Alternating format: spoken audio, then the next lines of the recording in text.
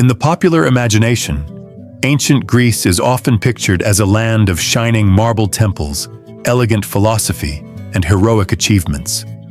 Yet beneath the polished surface of this civilization lay an unspoken truth, one that sustained the brilliance of Athens and Sparta, but at an unbearable human cost. The truth was slavery.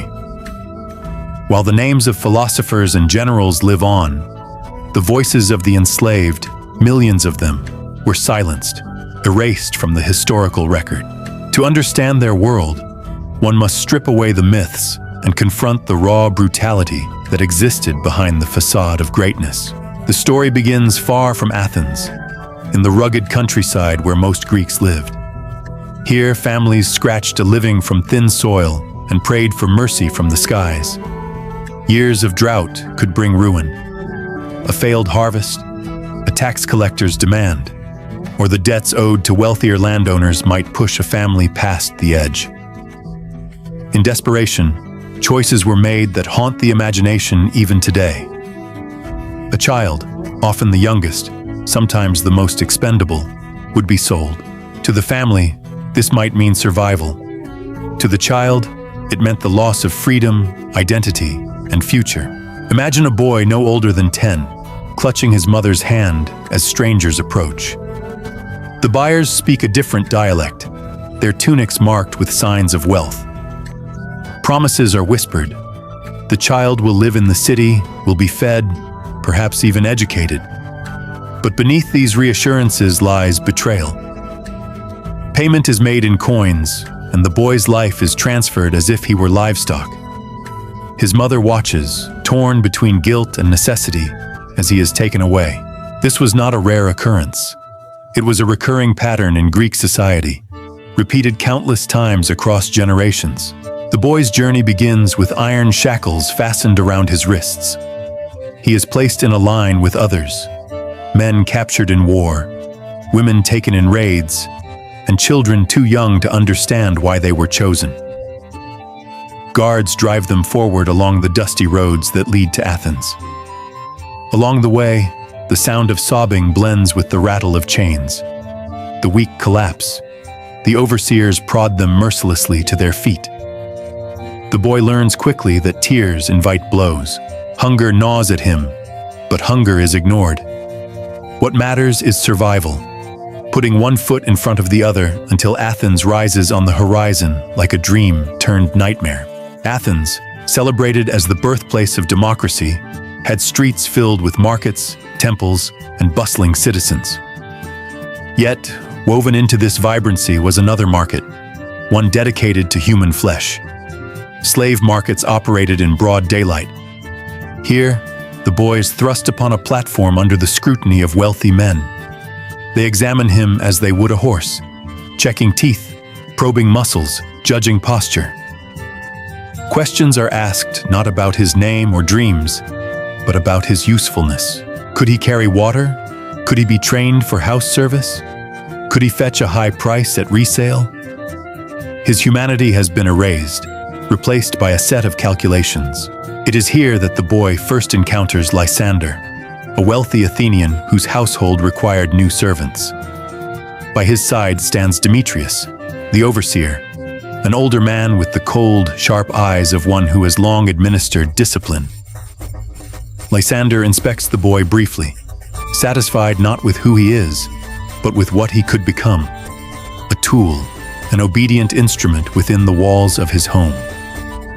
The purchase is made swiftly. The boy, now nameless to the market, becomes property. He is led through Athens, past monuments to gods and heroes he does not know. The irony is sharp. Statues proclaim ideals of freedom, courage, and reason, while children like him shuffle in chains. Yet for the Athenians, this contradiction is invisible, or worse, acceptable. Freedom was celebrated, but only for citizens. To them, the enslavement of others was a natural order, the necessary foundation for their democracy and culture. Arriving at the household, the boy is introduced to a world of stark contrasts. The villa is spacious, adorned with painted walls and decorated pottery. Yet behind the beauty lies strict hierarchy. Slaves occupy the lowest rung, beneath even hired laborers. The boy is instructed in silence. He must not speak unless spoken to. He must never look his master directly in the eye. His body, time, and labor no longer belong to him. Demetrius, the overseer, makes these rules clear with a voice that brooks no defiance. Punishments for disobedience are not vague threats. They are daily realities. Whips, starvation, and isolation are tools of control. The boy quickly understands that survival depends on compliance. His old name, his village, even his memories must be buried if he is to endure. The first night in the slave quarters is filled with whispers. Other children, older slaves, share fragments of their stories. A girl taken from Thrace during a raid. A man once a soldier, now broken by years of servitude. Their voices are hushed for fear of Demetrius's ear. But in the darkness, they preserve what little remains of their humanity. Memories of home, scraps of identity, the faint hope that someday freedom might return. For the boy, the transformation has begun. In just a few days, he has crossed a boundary from which there is no return. He has left behind the innocence of childhood and stepped into a system designed to strip him of agency and selfhood. Ancient Greece will record its victories in war, its innovations in politics, and its triumphs in art. But it will not record him. His life will exist only in the shadows, forgotten by history, remembered only through the suffering that sustained the glory of others. The brilliance of Athens, the philosophy of Plato, the theater of Sophocles, the democracy of Pericles, did not arise in isolation. They were built on a foundation of unfree labor, on the backs of children like this boy. Every amphora of wine poured at a symposium, every stone placed in a temple wall, bore the touch of enslaved hands. Without them, the world would not have seen the golden age of Greece. And yet, these hands, these lives, were rendered invisible. The boy's story is not unique, it is emblematic. For every philosopher who spoke of justice, there were countless children whose cries went unheard. For every statesman who extolled freedom, there were slaves shackled beneath the very city that proclaimed liberty. This is the paradox of Greece, a civilization that dreamed of ideals while living off the exploitation of others. And so, as the boy lies awake in the dark, staring at the rough ceiling of the slave quarters, one question echoes across centuries. What is the cost of greatness, and who pays it? Life inside the Athenian household revealed the hidden machinery of a society celebrated for its culture and democracy.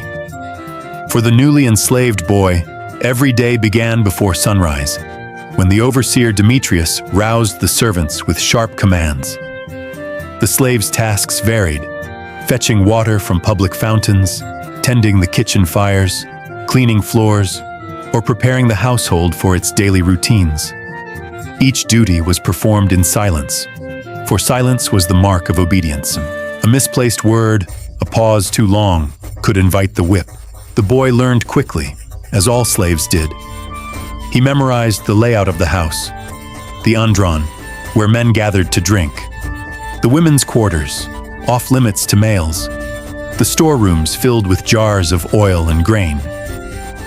He learned to anticipate Lysander's moods, when to approach with food, when to vanish into the background. Survival meant becoming invisible, a shadow that moved when commanded and disappeared when no longer needed. It was in this setting that the boy first encountered the Athenian Symposium, a ritual celebrated as the pinnacle of Greek culture. To outsiders, the symposium was a gathering of minds, philosophers, poets, and statesmen debating politics and morality while reclining on couches, drinking wine. To slaves, it was something else entirely. A theater of humiliation, where their bodies became instruments of entertainment. On the evening of his first symposium, the boy was bathed and dressed in a simple linen garment. Demetrius inspected him carefully.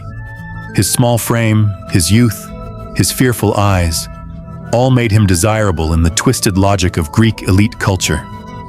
That night, as the guests arrived, the boy was ordered to pour wine, moving from couch to couch with a jug heavy in his hands. The men spoke loudly, laughing and boasting of their exploits.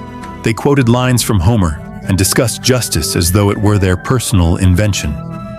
Yet even as they praised ideals of freedom, they tugged at the boy's arm, forced him to stand in poses, or mocked his trembling voice when he stammered a reply. For the guests, he was not a child. He was an object, part of the spectacle. The boy endured, holding back tears as the evening stretched into hours. His first lesson was harsh but unmistakable.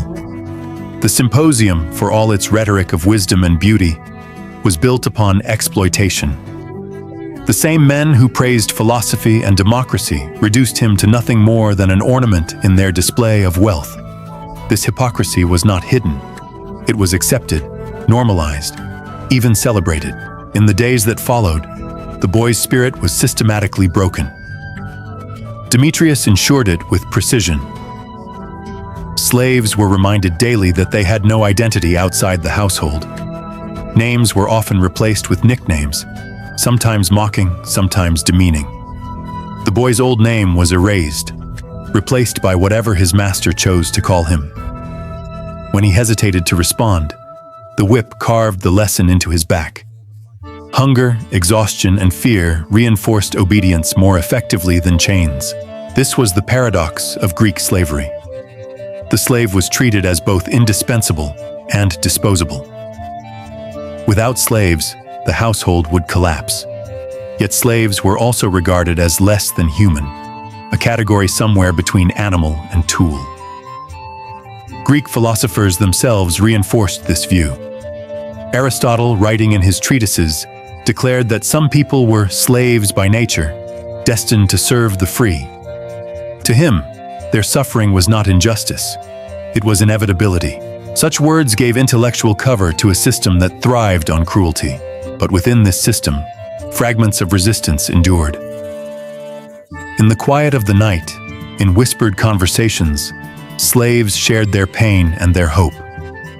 The boy listened as older servants recited fragments of songs from their homelands. One had been taken from Thrace, another from Asia Minor. They spoke of rivers, mountains, and skies far away. These stories were acts of survival, tiny rebellions against the erasure of memory. The boy began to tell his own story too, recalling the small village where his mother once sang to him by the hearth. Though it hurt, speaking these words kept part of him alive. Sometimes, resistance took subtler forms. A servant might deliberately spill a drink at a symposium, forcing a guest's laughter to turn to anger. A cook might dilute the wine more than ordered, dulling the edge of drunken cruelty.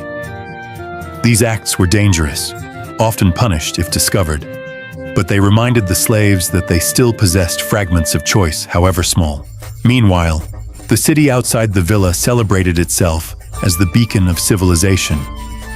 Philosophers lectured in the agora about the meaning of justice. Politicians proclaimed the virtues of equality among citizens.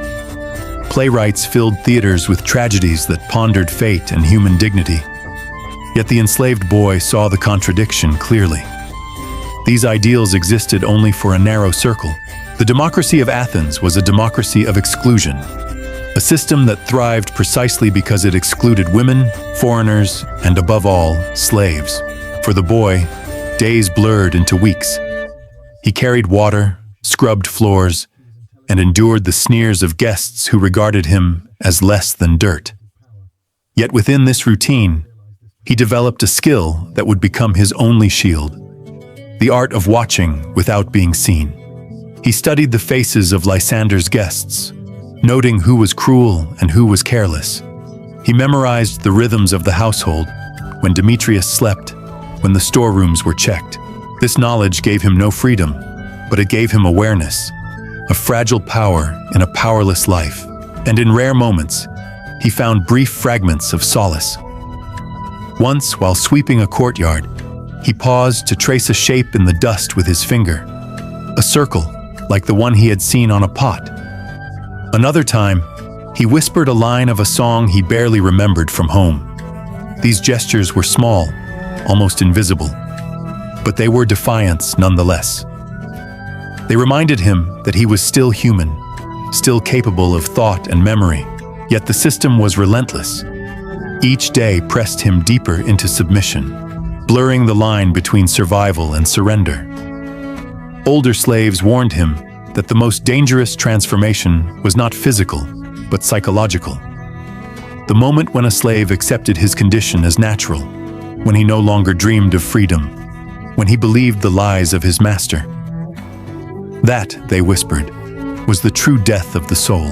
For the Athenians, this was success. A broken slave was a useful slave. The city's wealth, its art, its politics, all relied on this silent machinery of control. The world would remember Athens as a place of genius, but the boy understood the truth written on his own skin. Genius was built on the backs of the enslaved, and so, as he knelt to refill Lysander's cup at yet another symposium, hearing men debate the meaning of justice while ignoring the child who poured their wine, he grasped the bitter irony. For him, and for countless others, justice was not an idea to be debated. It was an absence, a void, a dream denied by the very civilization that claimed to value it most. Years passed, and the boy grew older within the household of Lysander. What had once been terror became routine. What had once been rebellion became silence.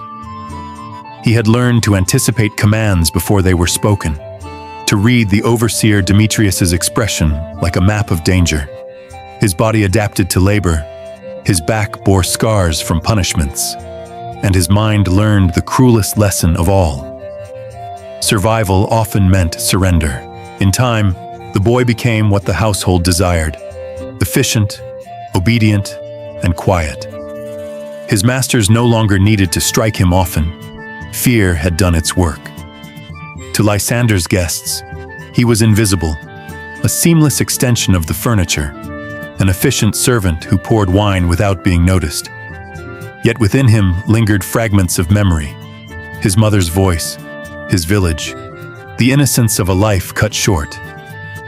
These memories flickered faintly, like embers buried beneath ash. But even as he learned to endure, his value as property diminished. In Greek society, youth itself was a commodity. As boys grew older, their appeal shifted. A child once prized for service at symposia became, in the eyes of the wealthy, less desirable. For a master, the calculation was simple: keep a slave only so long as he served a purpose. When that purpose ended, the slave was disposable.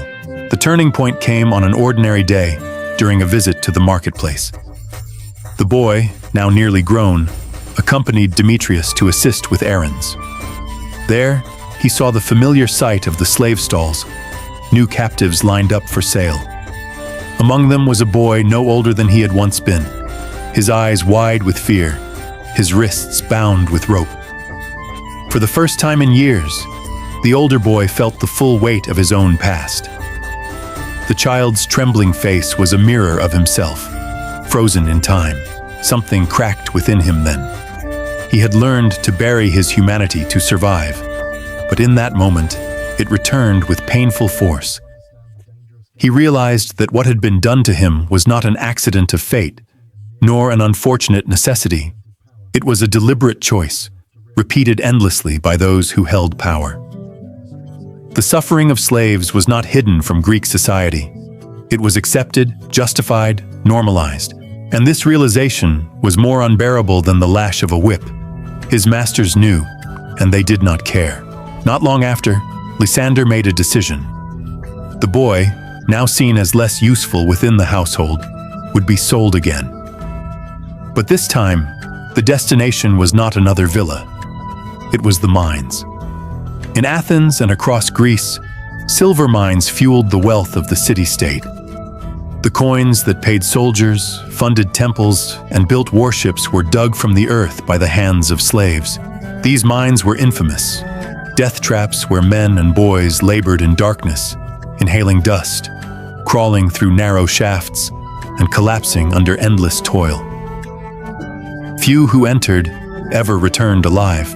The transfer was swift. The boy was bound and marched with others to the mining camp at Lorien, south of Athens. There, the illusion of humanity was stripped away completely. In the mines, slaves were not servants. They were expendables, tools to be used until they broke. The overseers drove them into tunnels barely wide enough to crawl through, lit only by the dim glow of oil lamps. The air was thick with dust, choking the lungs. Hours stretched into days, days into weeks, with no rhythm but exhaustion. Food was meager, punishment constant, death common. For the boy, now almost a young man, life narrowed to a single point: endurance. His hands grew raw from scraping stone, his back ached from bending in cramped spaces. Yet even here, among the condemned, humanity flickered in unexpected ways.